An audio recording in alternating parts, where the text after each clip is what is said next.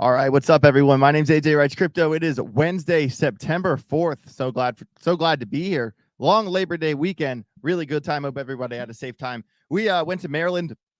We rescued a squirrel. My dad got a new puppy. Oh my god.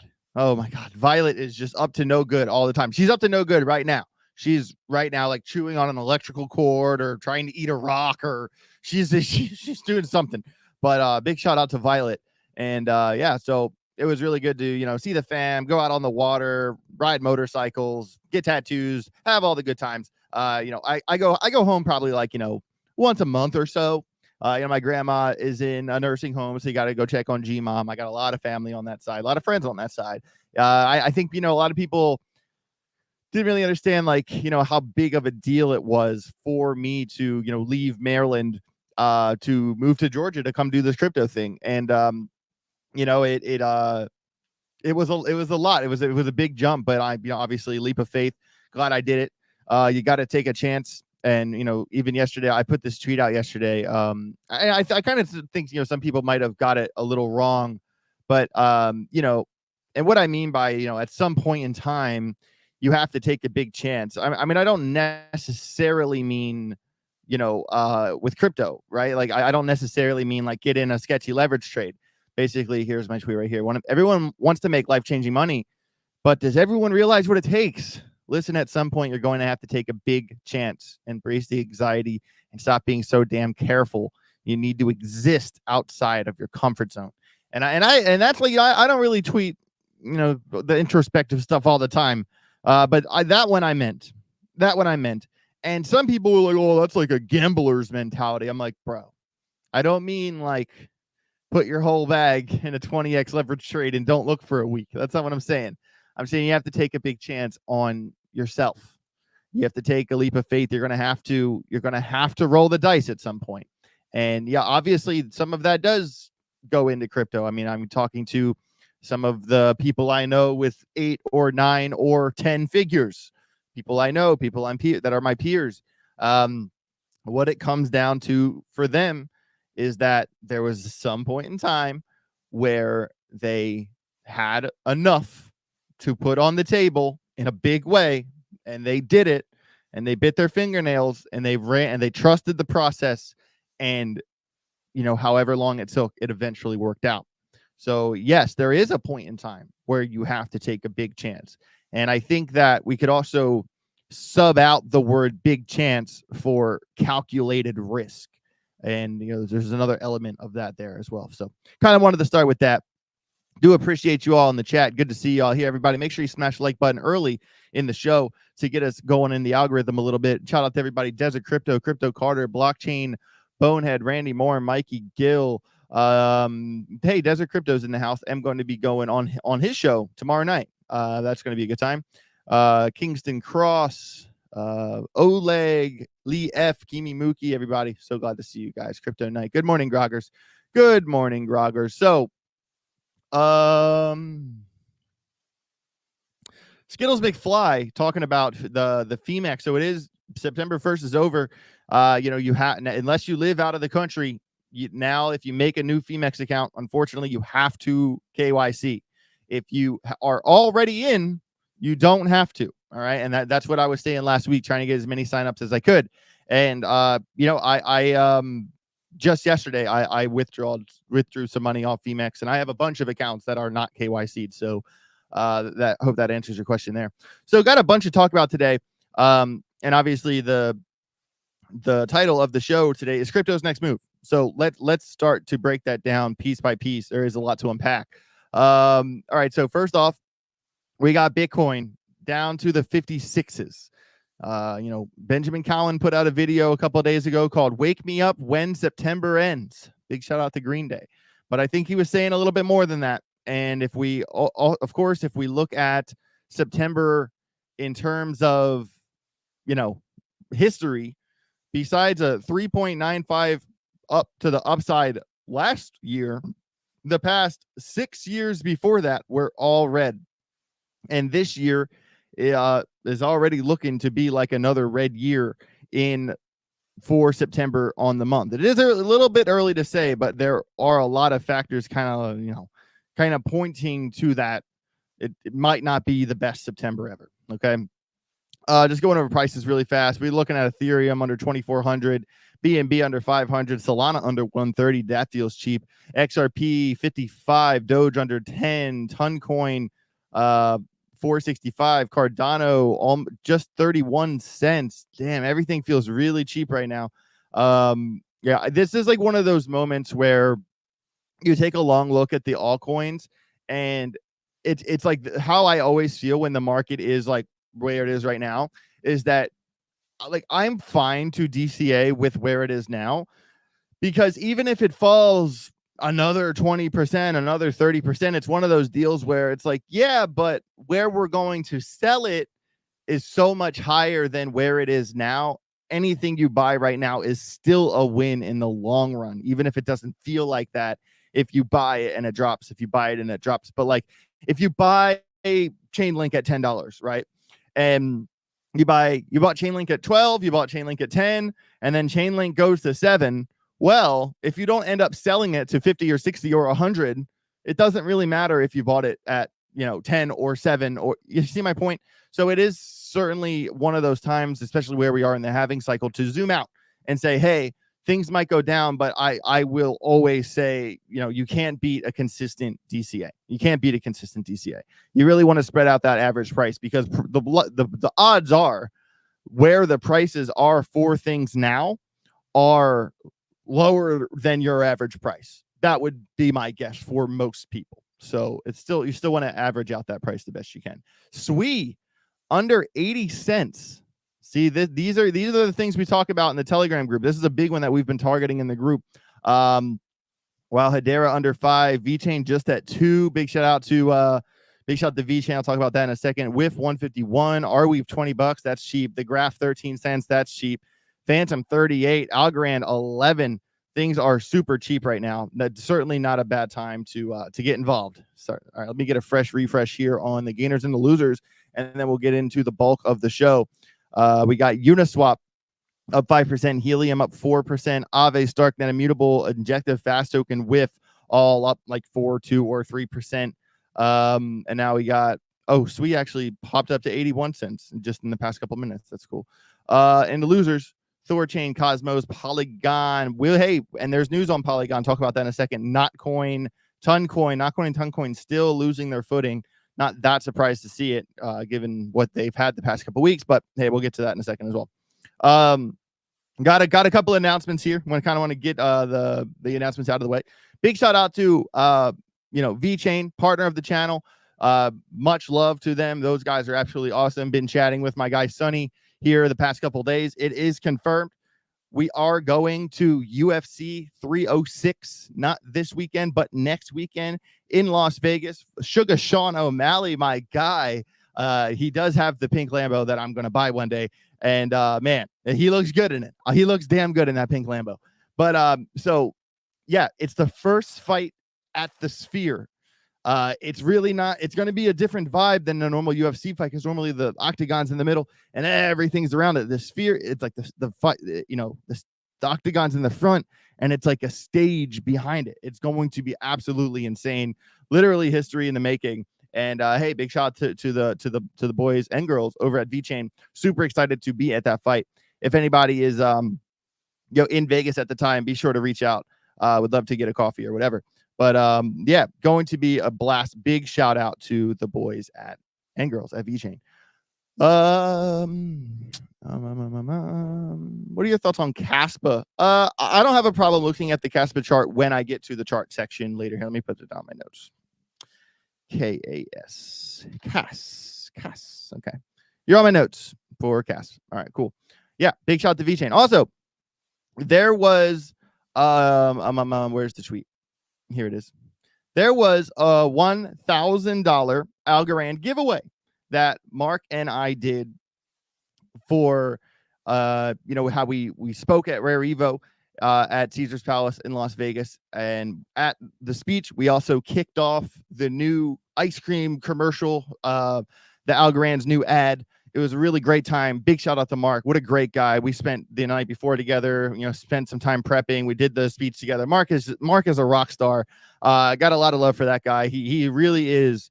Everyone was worried about Algorand and marketing. And when you consider, Mark's past with Android, having a large hand in making Android become a globally recognized brand, we're talking about a guy that has had success. We're talking about a guy that has had success making something globally recognized. And a lot of people in marketing cannot say that they've had that kind of success. So for him, he's did it before, but can he do it again? And I believe that he can. He has a lot of tricks up his sleeves. He really thinks outside the box. And I'm certainly looking forward to, helping out as much as I can, with Algorand and AlgoFam, everyone like that. So somebody get a little impatient. My guy, Governor Hat, said, did anyone ever win this thing? Well, I did want to give, my community a little bit more time to make videos, to make content talking about, the ask, make a video, eating ice cream, saying, should have shopped with Algorand. You know what I mean? So I wanted to give people a little bit more time.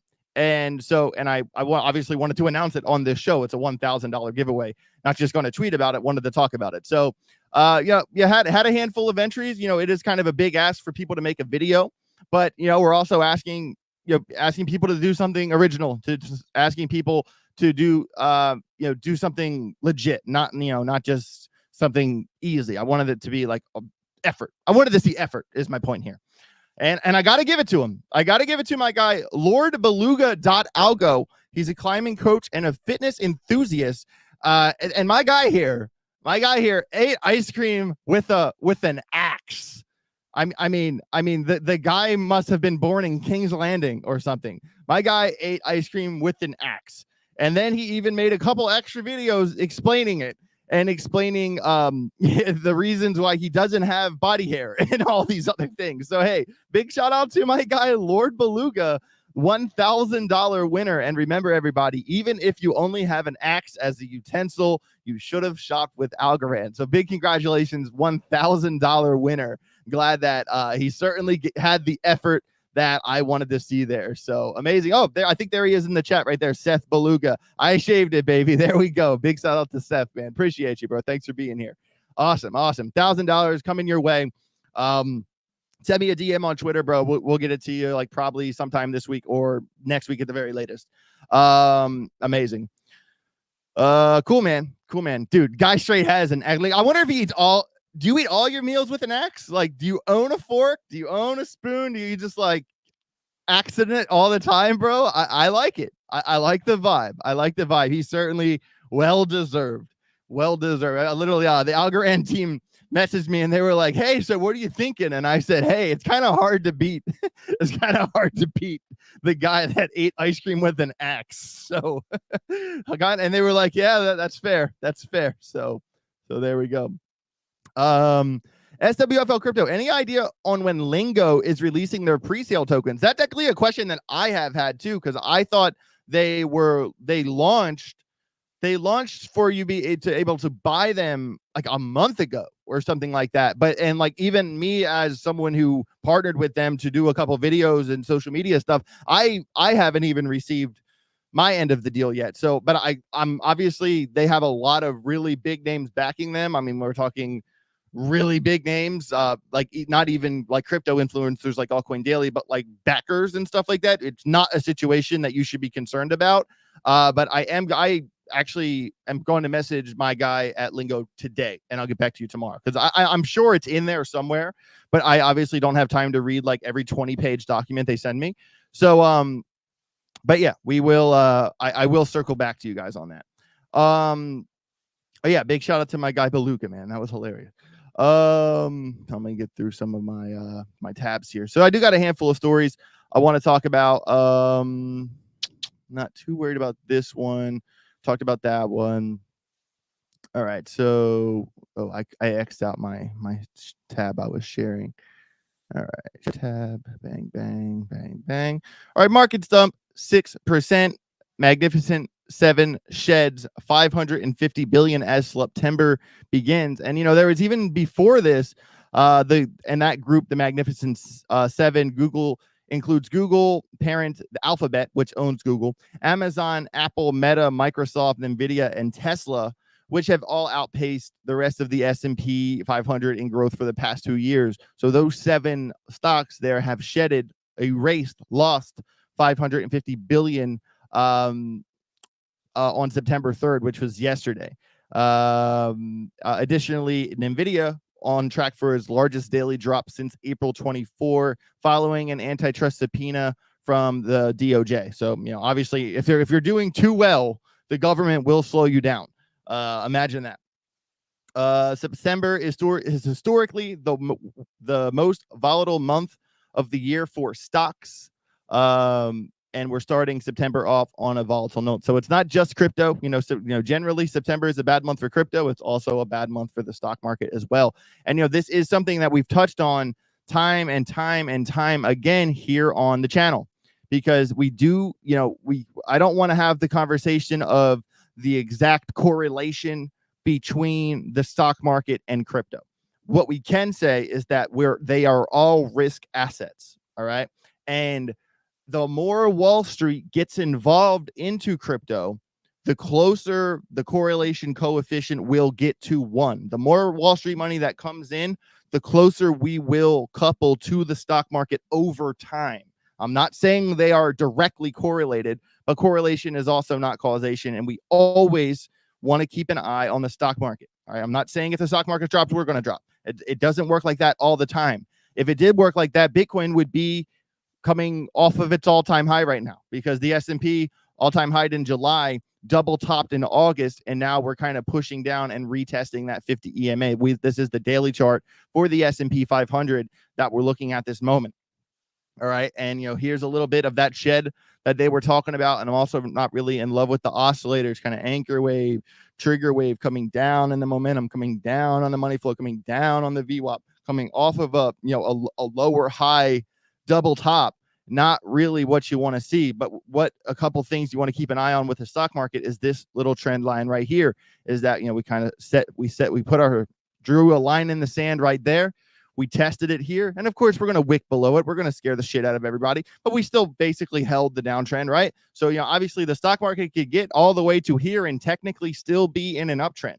All right, so and we still have to fight the 50 EMA on the daily. So I wouldn't be surprised to see the stock market continue to fall. And this is another thing that kind of ties into, I've really been going down the rabbit hole myself in crypto YouTube lately, just to get a vibe for what everyone else is thinking. I listen to a lot of Benjamin Cowan. I've always listened to a lot of Benjamin Cowan. He makes some really good stuff. Obviously, listening to ideas from my guy CryptoFace, and CryptoFace actually just said something in one of his most recent videos that was really, really significant, basically saying that we're talking about the Fed. All right, because all year, all we have done is press pause. We've been kicking the can down the street. We have not increased interest. We have not slashed interest. All right, we have pressed pause all year. And we are finally to the point, besides the jobs coming in inaccurate, that's another story.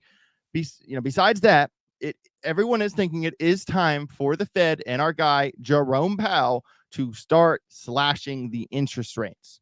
All right. So the next FOMC meeting is not that far away, ladies and gentlemen, September 17th and 18th. Looking at my calendar here, that is not this coming Tuesday, the Tuesday and Wednesday after that. All right. So in 2 weeks, we will have the results. All right. And some experts hold the Fed to hold rates steady at a target of 5.25 to 5.5%, as the Fed still waits for inflation to ease a bit more to its 2% target. There is speculation among traders on the likelihood of a cut between 25 and 50 basis points in September. So it's actually kind of funny, because when we imagine, the cause and effect of, when they hike interest, it makes the dollar stronger, and a strong dollar is a weak market. That's very simple. When they slash interest, the dollar becomes weaker, and a weak dollar is a strong market. Very simple. But, CryptoFace said something that was really, so basically, if we're expecting a 50-point slash for interest, but we only get a 25-point slash. That means we're getting less than we expected, and that could cause the market to dump. So even though it's a good thing that we are getting a slash at all, we haven't got one in a very long time. But if we expect a 50 and only get a 25, it could still result in a dump, which is kind of like, okay, like it makes sense. Like it's counterintuitive, but it makes sense. And this does kind of tie into a handful of things when you take a long look at the Bitcoin chart. Bitcoin, guys, we can't forget, and obviously I will get to altcoins and a couple other stories here in a minute. I have a couple altcoin trades I really want to show you, but we got to start with Bitcoin. You always got to start with Bitcoin. And couple things that yell at me the second I look at this chart, okay? The first thing is that we are obviously in a downtrend. We've been putting in lower lows, lower highs since local high back in March, all right? So we're going the wrong direction, okay?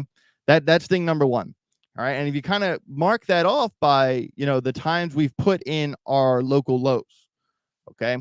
And obviously we will, like we always do, anytime there's a trend line, it is likely to come down below it and then get back into the respect level. That happens a lot. But so we're looking here at 56. We're looking here at 53.5 and local low all the way down here 48.9. All right, so we have dipped into the 48s already. What kind of freaks me out the most with this most recent setup is the location of the EMAs. All right, because here, like when we did this, we were still above the 200 EMA. All right, we're still above the 200 EMA. All right, we did this here. We lost the 200 EMA, but we immediately regained it. Okay, we immediately regained it. But now the 50 EMA and the 200 EMA are really starting to kind of scallop over. All right, they are really starting to turn the other way. And look at this. Looks like a death cross on the daily chart could be coming for Bitcoin. It's looking like it's setting up a death cross in my eyes. All right. And what really freaks me out about where we currently set is the volume. Okay. Even when it kind of increases, look at this big dip, big gap in the volume profile. There is a little bit here that catches us, but I mean a little bit, which makes sense because, and so this is kind of this line here I'm drawing to this little pause out that we had on the way up. And that's also right where we reversed from. So that level, I kind of drew it according to the volume, not the exact price, but according to the volume around 51.5. And remember, local low, which makes sense. Local low makes a lot of sense because that is at, 48, 48.5, 48.7, 48.9, right around there. But look at, we had a low here, and then it was the ceiling here, and it was the floor here. Okay. But the fact that we're coming down, we are getting pushed below the 50 EMA, getting pushed below the 200 EMA. We're coming down in the momentum. We're coming down in the money flow, coming down on the RSI. There's a gap in the volume profile, a big gap in the volume profile. Okay. We easily could be looking at high 40s.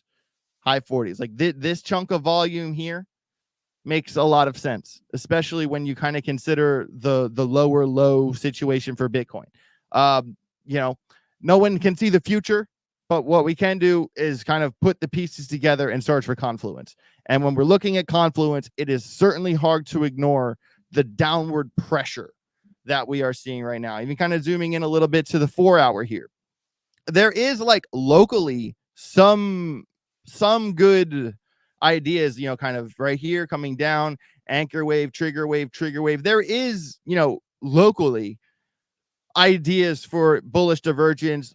We could push up, it's possible. But what you really want to do is react to what's going on. So this level here, I'm just going to get rid of this level, or you could keep it just to know if we go up, but we're literally at it right now. So I'm just going to delete it. But, so this level here from this low, let me draw it for you right here. We're talking, 50, let's just say 54.5. 54.5, obviously a big alarm. If you want to go from that low, 53.3, big alarm. And obviously local low, 48, let's just call it 48.7, 48.6. We lose these levels, it's going to get bloody. Also, you want to have an alarm on the downtrend itself. Okay. So, I mean, am I saying that this is 100% happening? No, I'm not. I will never say that, because, we literally cannot see the future. There is an argument that we could turn around locally, but and also you want to keep track of local lows, which kind of lines up with previous SR as well. We're talking 55.8. And, when you really zoom out to even say the weekly, okay, this is really where the argument starts to get strong. On the weekly, this is the first close below 60K in like 5 months. All right, like a weekly close below it. And hold on, I got some of these lines are in my way here. And when you look at the weekly itself, I mean, I'm not saying because the volume is at 17 that we're going to 17 or anything like that. But when you look at the weekly, it's really hard to ignore. We kind of had a little head and shoulders set up on the oscillator. And guys, setups on oscillators matter just like they set up on charts. And we're kind of coming down in the momentum, coming down in the VWAP, coming down on the money flow, coming down on the RSI. From a weekly standpoint, things are looking a bit terrifying. Okay. And let's at least hope that if Bitcoin can hold the 50 EMA, we are still above the 50 EMA on the weekly. All right. But they're literally, but if the stock market, so let's kind of tie this back into my point here, that if the stock market really kind of bleeds down and comes to here, you get my point. If the stock market comes to here, Bitcoin is certainly not going to hang out in the 60s. All right. I'm not saying there's a direct correlation, but risk assets are risk assets are risk assets. Not to mention, we talked about the total chart. The total chart has been a lot of the conversation on this channel, especially in my Telegram trading group. So we had this, kind of yellow uptrend line we were hoping to respect. Losing that local uptrend was the first thing. Okay, we lost that. We had big support resistance at 2.01 trillion. Okay, we lost that. Now what?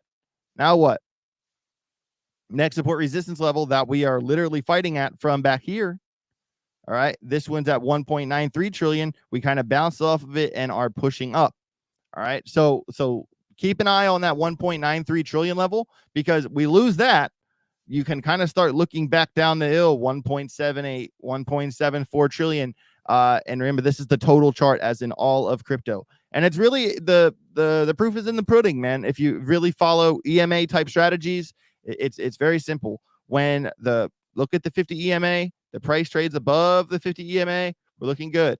When the price gets below the 50 EMA, we're looking bad. And look, we just had a death cross back here, end of August, and we are just kind of trading below that 50 EMA. So we kind of really got to keep an eye on that as well. And we're only looking at a 2-hour chart here, but it does show, basically the whole summer on the total chart. So it's not looking the best, ladies and gentlemen. It's not looking the best. But look, I'm not surprised if we end up at 42, 40.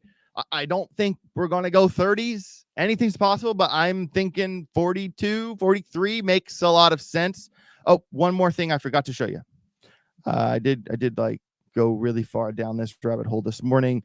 So I wasn't kind of losing my thoughts when I said this all to you. But, even looking at the liquidation heat maps, things really don't wake up to, 35,000. That's kind of scary. It would completely break the downtrend down to the downside. There is a lot of volume to be swept up in the like high 40s. And there's a big gap in the volume profile. That's what I'm saying. All right. So let's not forget. So that was the Bitcoin USDT, and then just Bitcoin itself. Here, let me come out to like a 6-month. Yeah, but there is obviously volume up top as well. Hold on. What was the chart that I saw this morning? It was Bitcoin USDT was one, and then I think the Bitcoin 1 year. Okay, this is the one I was looking for. The Bitcoin 1 year as well. I mean, there is volume around 50,000. There's a little bit more volume around 41, and then there's a lot of volume around 34. So, I don't think we're going to go that far down, but the fact that there's not a lot of volume here until 50s kind of ties back to what I'm saying with Bitcoin, say on the daily chart. Let me zoom this back out here for a second. When I'm telling you that, we're coming down momentum, we're coming down on the oscillator, coming down on the money flow. And when you look at this, where the okay, let me get my brush. So the price is right here. Look at the gap all the way down here, 243, which would kind of put us in this box of chop from over here before we came up. That does make sense. But guys, what I'm saying here is that, of course, the market is going to try to shake you out. I am sticking to my guns. I am willing to die on the hill that I believe in the 4-year cycle. It doesn't really matter to me if things get shaky Q4 this year, because I believe deep down 2025 is our year. If you look at the past 3 cycles before this one, all of the math is mathing to 2025 being the year. All right. Even Benjamin Cowan goes much further down the mathematical rabbit hole than I do. And even he is saying 2025 is most likely the time we shine, because he really looks into Bitcoin pairs when you compare an altcoin to the Bitcoin chart, and uses a lot of examples that, like, a lot of altcoins will asymptotically fall to 0 in their Bitcoin pair. But he was saying, he put a really interesting video on the Ethereum risk asset for Ethereum yesterday, the risk metric, excuse me, and basically saying that he believes that Ethereum could get to the 3 or 4 level in the risk band, which would kind of spit it out to 1,100-1,200. But then he says that he thinks that it will have bottomed out this year and that 2025 will be the time to shine. So definitely go check out that video for yourself. I am a big fan of Benjamin Cowan and his breakdowns. I watch YouTube too, guys. I watch YouTube too. I hope we don't go to 43, but we gotta be realistic. We gotta be realistic. I'm not saying that it's over. All right. Just if we went to 43, it doesn't mean that it's over. It means that the weekends are getting shaken out. Don't be one of them. All right. We're gonna pivot here, talk about XRP for a second. XRP, I remember Ben and I had a heated discussion about the Ripple IPO. And our argument was basically, what would be better for XRP, an IPO or an ETF? All right. And his argument was the IPO. And my argument was, dude, you're crazy, because a Ripple IPO would be an entire different market cap for Ripple, not XRP, but for Ripple in the stock market. That would not be tethered to the XRP market cap in crypto. There'd be XRP's market cap in crypto, and then, Ripple's IPO market cap in the stock market. Obviously, for XRP and ETF, which would give the stock market people direct access to XRP itself, would be much more bullish for XRP bulls. That was the argument. All right. But what about the Ripple IPO? What about the Ripple IPO? It has been talked about for a while. I mean, Brad Garlinghouse, the company's chief CEO, spoke today at a fireside chat at the Korea Blockchain Week, which is currently held in Seoul. Don't know how I'm pronouncing that. I believe my friend Gigi's there. Gigi's been on the show before. I believe she's in Korea as well. Speaking at the conference, he discussed several topics, including prospects of an IPO in the United States, which is an initial public offering, for those of you who don't know. When asked about it, the CEO said they are not currently interested in going public in the country. This is mostly because of the United States SEC and their stance towards the entire industry, not just Ripple. He went as far to say that he advises people against incorporating their companies because otherwise they're just asking for more legal bills. And he knows all about paying some egregious legal bills because of the SEC. So right now, everybody, Ripple IPO in America is looking grim, that they have no interest in doing an IPO in the United States. And that does not surprise me. But guys, relax. It's just a red hat. But I'm telling you, come November, I don't really, my crypto is my life. Crypto is my career. This is what I do for a living. It's a good one at that. And there are a lot of topics that matter, but I have to vote for crypto this November. I absolutely have to. I wonder if Trump gets the White House, Gary Gensler gets a foot in his behind, I wonder if God Garlinghouse would change his stance. If there was a welcoming SEC, if there was people who were trying to make meaningful crypto regulation instead of wasting taxpayer dollars, losing court cases just to get basically for a money grab, is what it feels like to me. I will always go back and quote The Departed, one of my favorite movies, The Departed, in the first beginning sequence there. And Jack Nicholson says, it doesn't matter if you're a cop or a robber. When you're facing a loaded gun, what's the difference? We're all just people. All right. And I do really understand what he's saying there. And in my mind, the SEC, they're just they're a bunch of gangsters, except they're doing it legal. And of course. But we want more of the same. We want more wells notices, more your security. If we want more of the same, we're going to be on the left. If we want crypto to be the powerhouse in America, you got to vote for the right.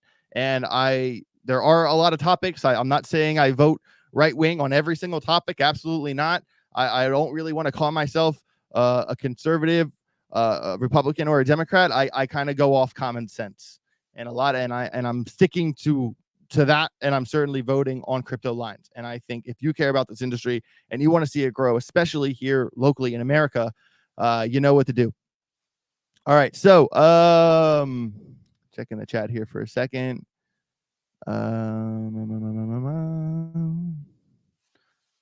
Okay. Well, some people just don't get it, man. That's fine. Yeah. So you're saying cheaper prices to come. Yeah, for sure. Shout out to my guy, Alex O Crypto. Make sure you go give him a follow in the chat. He's a real one.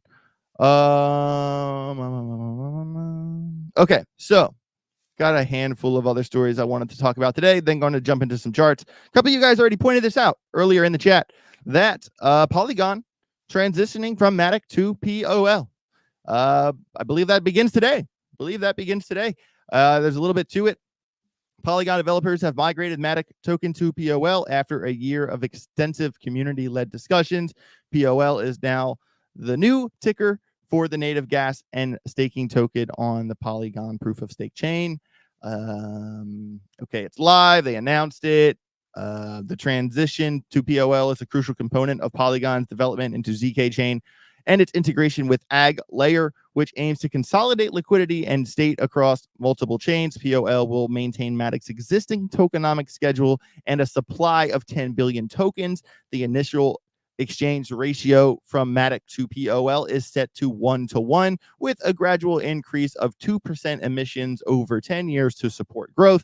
That is pretty rock solid. Only a 2% increase in emissions. That is next to a dream scenario for tokenomics. For validators, this emission model ensures continuous rewards, making it attractive for new validators to join and participate. Matic holders on Polygon do not need to take any steps to upgrade to POL. It will happen automatically. However, Matic holders on Ethereum, Polygon, ZK, EVM, or centralized exchanges must actively migrate their tokens to POL via a migration contract. All right, so keep that in mind. It depends if you're on Ethereum blockchain or if you're on the Polygon blockchain. I'm sure whatever exchange you have, if you're holding Matic, will walk you through it. It's normally not rocket science, okay? Very simple. The upgraded POL token will have expanded functionalities in the future, including roles in block production, zero-knowledge proof generation, participation in data availability committees. Yeah, so man, that's pretty much the gist of it there. I hope to see it work out. I hope it works out. I have always liked Polygon and Matic. I've always held a little bit. I believe I've done a $100 per week buy on Matic, just set on I think on my Coinbase account for like a couple of years now. And it's just one of those coins that I don't really think it needs to home run. I don't really think it's going to 20x, but I think that anything you buy is likely to do well. And you know, once you kind of get to a point with crypto where you don't need a 10x, you just want a 4 or a 5, or you'd even take a 3. You know, once you get to that point, you start looking more into kind of rock solid coins. And I think Matic POL now has always been a rock solid pick in terms of, you know, steady gains that you can kind of count on. And hey, I hope this conversion works out for them, because I know it kind of scares some people, especially we've seen that with the AI coins becoming ASI with FET and Ocean, Singularity Net. They all kind of had a pretty heavy shakeup, kind of leading into their merger together. And there's still a bunch of details about that people are unsure of. So yeah, look, Seth Beluga in the chat, 2x, and I'm golden to BH. Karen Harris, did I hear now is the time to buy? Well, what I mean by that is now the time to buy in terms of playing it perfectly? Probably not. I think Bitcoin we're probably looking into the 40s somewhere. I think alts are obviously going to get a little washed.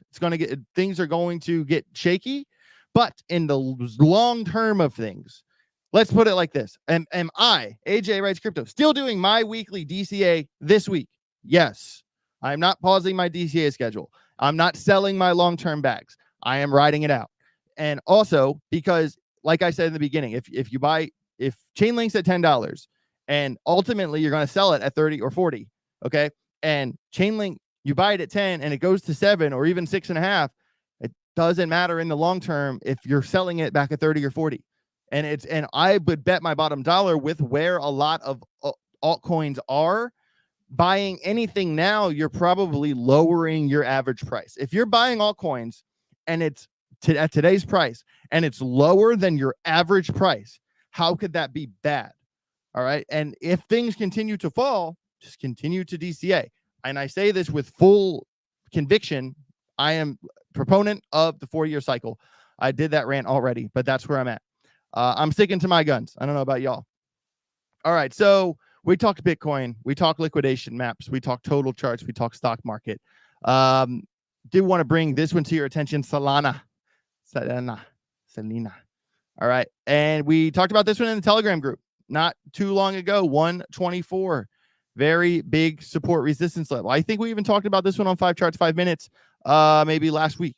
And this support resistance level actually goes way further back than here, but even locally was a ceiling here, floor. This is the THE, the support resistance level for Solana. All right. I don't know why my volume profile isn't loading up here. Let me zoom out a little bit more to say like an 8 hour. All right. Because this level is the difference between value area low and value area high. Okay.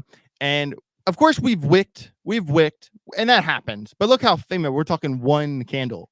All right. It's not like we're really closing below there. And that's what really matters. But say we do start closing below there and Bitcoin does go to, 40. You got to kind of think, here's a big support resistance level here around 78. Here's more support resistances back here, 33, 52, 69. There are some levels here to look at. I think the big one right now, actually, there's 2 big ones. There's this one here at $100 bucks, and this one here at 78 and a half. All right. And this, I'm telling you guys, if you trade Solana, it always has a lot of volume, a lot of volume on leverage trading exchanges. And we break 124. I would not be, and even look at the volume profile. Look at this. We got the breakdown. We come right up. And where does the point of control land? Right at this box to chop, right around $100. And then it gaps down, and where it comes back out, right at support resistance. Like the volume is kind of aligned perfectly with the support resistance levels, which you could call like a volume weighted support resistance. And even when you zoom in a little bit here, let's look at like the oscillator on like the 4 hour. Okay. It is putting up a fight at the moment. And I'm not saying it's going to happen straight down. It's not going to turn around right now. It's very rarely how it works. And we do kind of have a little bit of bullish divergence working out, despite being heavy in the red in the money flow. The point of control zoomed in is a little bit above where we are. It would be good to see it print a lower high, a higher low. That'd be fantastic. But in the same breath, anytime you're turning around, below, like kind of look at this example, like when you really want to see it get above and stay above the 50 EMA. There's time and time again where you think, okay, this is the one. But until like you really get above like this situation right here, like right here, closing above the 50 EMA was probably like your best bet. All right. I would very rarely tell someone to go long unless you're doing like a calculated 2% scalp or something like that.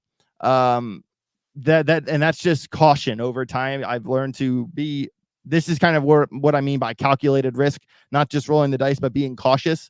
But the problem is that once you kind of consider this downtrend, oops, don't know what I just did there. When you consider the downtrend for Solana to get back to this, local high here at like 162, 163, that would require, a bit of a breakout. And we do have two downtrends drawn up here because, kind of have these touches here and then this main touch to here. And I do that sometimes because this was the original downtrend. If you drew Solana from here to here, this was actually a breakout. All right. And then if you can elongate this downtrend from here to here, this most recent top respected it. So despite this being a breakout, this is still very much the downtrend in my eyes. And if you want to kind of keep it in the scope and have two, that's more than fine. That's totally fine. I do that all the time. It's kind of just for awareness anyway. But, if we're talking about getting back to local highs, we are talking a breakout for Solana. But until we get above and close above the 50 EMA, we can't really have this conversation. And this is also why, trading within ranges and reacting to the market has been my bread and butter this entire time. I don't just say this stuff because I like to hear myself talk. Don't get me wrong. I love to hear myself talk. But the way I trade is certainly the way I prefer to do things. And this is one of those situations where, okay, we could guess, or we could react. And the current reaction for Solana is at 124, like we mentioned. And the long would be probably around 137. We're sitting at 133 now. But there is a caveat to 137. Because be aware that you're running in from here to the uptrend, we're talking about 12% move. From here to the 200 EMA, we're looking at a 5% move. So in the event it breaks out and up, it is a tight scalp. It's a very tight scalp. Be careful. Okay. All right. Going to keep it rolling here. I'm going to save my SWE setup for the Telegram group. But I am going to come back and talk about FET, and then we're going to talk about CAS, and then maybe we'll do one more and hit the road. Let me check the chat here for a second. And guys, of course, before we get into this next chart here, there's about 155 people in the house. Hey, thanks all for being here. I really appreciate it. Make sure you smash the like button, subscribe to the channel if you haven't already, become a member of the channel. Tomorrow, actually, I'm going to say Friday around 2-3 p.m.ish, we're going to do our members only live stream, which is an in-depth look into all the setups from the Telegram group to really explain the setups, our wins, where we were right, where we were wrong, how we can get better, new setups. And there's an open Q&A at the second half of the members only live stream every week, where you can ask any question you want about the Telegram group trading. So make sure you get involved and become a member of the channel. Gagu Gill, love from India. Hey man, thanks for being here. I do appreciate it. Shout out to my guy Ricky Burris. And Crypto Knight wants to see Vet and Jasmine. I might have time for one of those after this one here. All right, so I talked about this on this live stream and the BitBoy Crypto live stream, I believe last week, and maybe some of the week. No, last week. And this is the setup on FET. And we talked about this. Shoulder, head, shoulder. The inverse head and shoulder idea. And at the time, guys, this was given to the Telegram group too. There was this really sharp move up on FET. And anytime you see a sharp move like this, there was a big alarm on this. That's not going to hold up. It's never going to go that sharp up. And we're not, guys, this wasn't a small move. And this wasn't a quick move. We're talking 80% top to bottom in 7 days to 20 hours. So about 8 days, just about 8 days of this thing moving sharp to the upside. And anytime I see a move that sharp, the first thing I'll do is draw that line, set an alarm on that line, and find some support resistance levels that would make sense for it to target to. And I want you to pay attention into how well this idea worked out. Okay? So the alarm goes off. Let's really zoom in on this here. The alarm goes off right here for the first time. We come down, we touch this support resistance level. We come back up to that 1.34 support resistance level. And then we engulf it down. Bearish engulfing candle right here. Bam. That was a lot of your sign right there. But at the time, we were still above the 50 EMA and put up a fight at the 50 EMA for probably 8 hours or so. Then we came all the way down to this exact support resistance level that we already had noted. And then we had a bullish engulfing candle, clear it all the way back to this support resistance level. And that was the final straw. And from that point in time, we came all the way down and perfectly bounced off this support resistance level. And you know what's crazy about this is that this level, this level, this level, and this level, all 4 of the levels that it bounced off of multiple times were given directly to you before this even broke down. We do this. Fam, we do this. We do this for a living. Like, we do this. And I don't like know how else to say, like, how did you miss this trade? Even if you just like bing bong shorted it from that second in time, it was still worth 20%. If you ignored support resistance and shorted it right from the alarm, yeah, you would have been wrong for about 2% for about 8 hours, and then you would have won a 20% trade in 3 days. In 3 days. All right. And even if you were still in that trade, we're talking 14% in 8 days. Not bad. Very proud of that call. Very proud of that trade. But the whole point of that trade was off of this, was that we had a shoulder, we have a head, and at the time we were forming another shoulder, but it needed to come down. It needed to come down to this support resistance level first for that idea to work out. All right. We needed to form the shoulder, right? We have not formed the shoulder. We were only up here, but from that point, we came down 20% in a week, like I told you we would. All right. And now we need to come back up. There is some confluence here. You kind of see the problem we're running into. Just because it has gone this far doesn't mean it's going to get to the neckline and break out. For the record, the neckline, I'm counting at around 154. And if we break out, it would actually take us all the way up here, which would ironically still be below massive support resistance here at $2.50. But from the neckline itself, for 155, it would be about a 55% move to 242. And if we got there from where we are now at 113, that would be 112% move from current price. But there is we are running into a bit of a confluence issue. And obviously that confluence issue is the fact that if Bitcoin rolls over and goes into the 40s, this isn't getting to the neckline. This isn't going to break out in that event. So what we need to watch for is that if we lose this level, and actually look at where we are. Look at where we are, guys. Oh, no, I mean to leave the brush on there. One sec. All right. This level here is massive level. Okay. We even bounced off it again right here. This chart is telling you, hey, this level matters. This level is at exactly $1.05. $1.05. Right now we're at $1.13. This thing turns around and loses $1.05. Look how quickly it moved down. Look how quickly it moved up. You know why? Because there's probably a gap in the volume profile. Let's find out. Oh, look at that. A big gap in the volume profile. Because when you lose something, it comes down here, it catches the volume. We break back up, we straight back up, we catch the volume. All right. It is that simple. It is that simple. And I mean do that. So if we lose $1.05, we can probably count on a short, a pretty heavy short.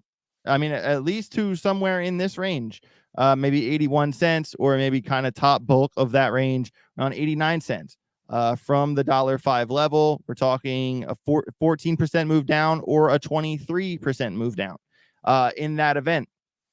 And also, we are currently between what I like to call a conditional range, where $1.05, the level we just talked about, would be the level where, and I'm not saying set an alarm. I'm not saying set a short order at that level. I'm saying when the alarm goes off, go look at the chart, look for confluence and make a decision.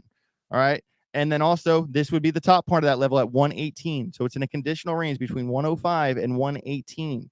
In the event it hits 118 and goes above, just be weary and make sure you have an eye on Bitcoin. And certainly keep in mind 127 and 134 would be your immediate targets. Probably 5% move up, or a 12% move up.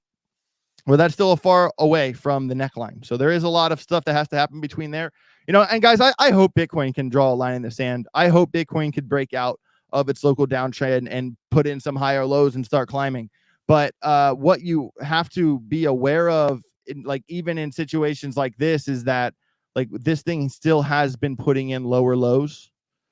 Even in this situation where it could be forming an inverse head and shoulders, it's still been putting in lower lows. Even if you kind of draw from here, even if it is broken out, generally, it has broken out from this idea, but it's still, you kind of get my point. This low is still much lower than this one. All right. And until we don't come down here, until we break out of this idea, we're still in a downtrend, is my point. That was a long-winded way to say FET is still in a downtrend. And the trend is a lot of times your friend, and we don't really change that until there is a confirmed breakout, until there is a confirmed pattern forming the other way, which we cannot say we've had that yet. All right. I'm going to do Caspa like I said I would. KAS. Cas. I'm trying to find one that I don't have a bunch of markings on it already. Okay. Well, this one's not too bad. Hold on one second. I know you can't see it yet. Okay.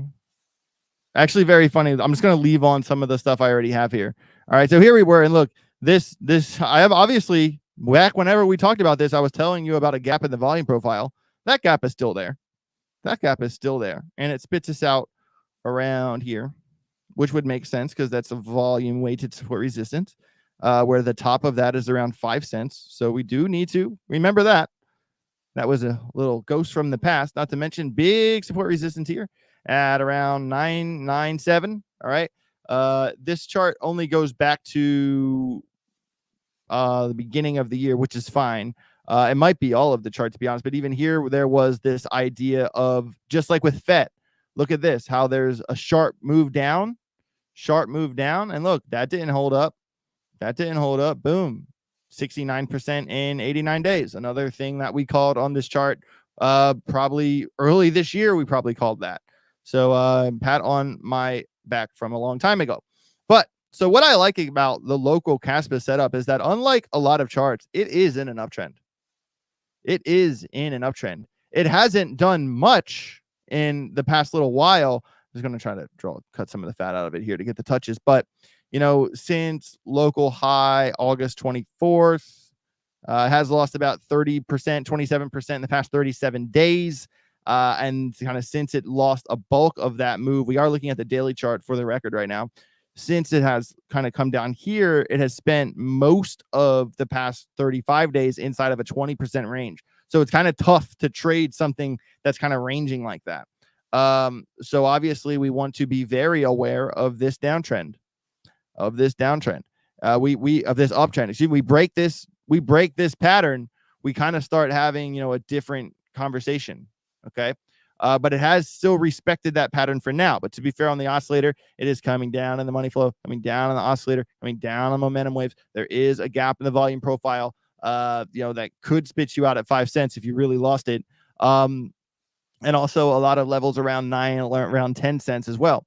And the problem with the setup now is that although it was only a wick, if it did come down to that local low, around 12.5 cents, that would require it to break down out of that uptrend for it to retest that level.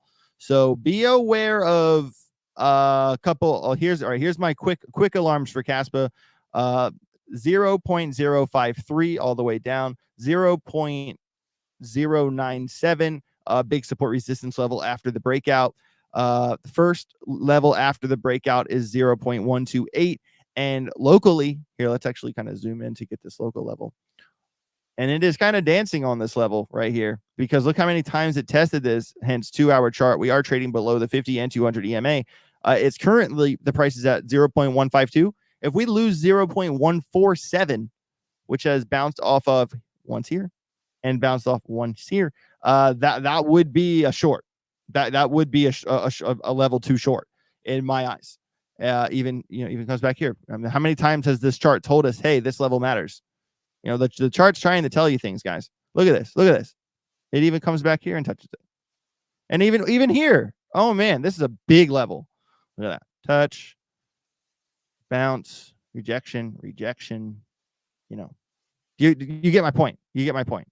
I would say that's the biggest SR level on the chart. And it did just bounce off of it, to be fair. It's at 0.147.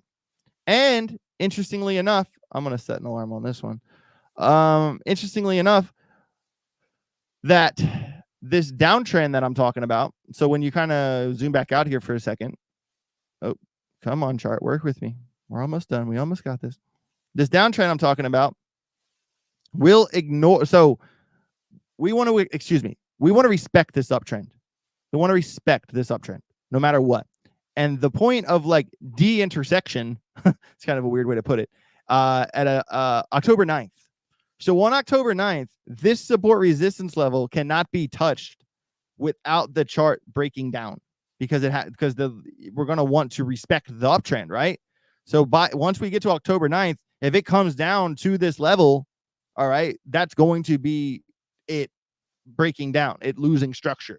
And we do not want to see it lose structure. So, guys, make sure you keep an alarm on there. 0.147, biggest alarm on Caspa. I know there are a handful of requests, but I am a little bit over time. I don't know what Ben's statement was with ADA, but I'm sure I can get to it tomorrow. I know that some people want me to see Ether and VeChain and a couple other charts. Come back tomorrow. We'll certainly go a little bit more in tomorrow, and become a member of the channel on Thursday. We're going to go really deep dive on a lot of charts there. So everybody, I do appreciate each and every one of you. Make sure you smash the like button, subscribe to the channel if you haven't already. I really, really, really appreciate it. It's just one click of a button for you, but it makes a big difference for me. Trying as hard as I can. I do got a handful of interviews coming out for you guys this week. Got a new portfolio build that I've been working on, and it's a big one. It's probably about $100,000 build that I'm going to do live in a video for you guys here pretty soon. We're going to start cranking up the numbers here a little bit. I'm not, you guys know where I stand on the exact disclosure. I do believe in my privacy, and there are reasons why I don't say exactly exactly how much I have, but things have changed big time. And you're going to start seeing that on the channel in terms of how much trades are, how much portfolios are. We are going to start cranking up the numbers around here. So make sure you stick around for it. So with all that said, guys, much love to each and every one of you. Big shout out to all my groggers out there. Caffeinated Crypto, Karen Harris, Juan Hernandez, Jeanette, Crypto Stilts, French Toaster, Randall, Dance. Y'all are amazing. Have a safe rest of your day. Get rich or get wrecked.